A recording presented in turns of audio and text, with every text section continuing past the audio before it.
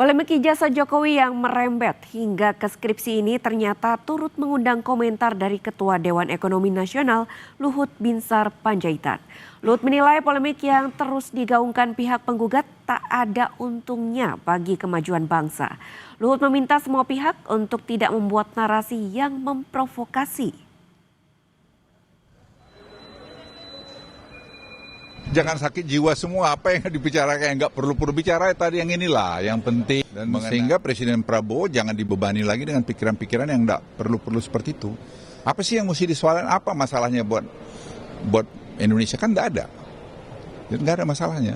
Jadi jangan kita membuat berita-berita yang memprovok diri kita sendiri, menghabiskan energi kita sendiri, dan seperti Presiden Prabowo katakan, jangan kita ada proksi dari negara-negara atau orang-orang luar yang membentur-benturkan kita. Untuk apa?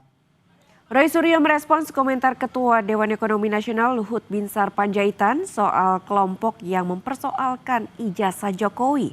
Menurut Roy Suryo, mempertanyakan kejujuran dan kenegarawanan mantan presiden penting untuk masyarakat. Roy Suryo meminta Luhut untuk introspeksi atas ucapannya. Jadi orang waras dan orang yang sehat itu pasti akan berpikir bahwa ini penting untuk bangsa.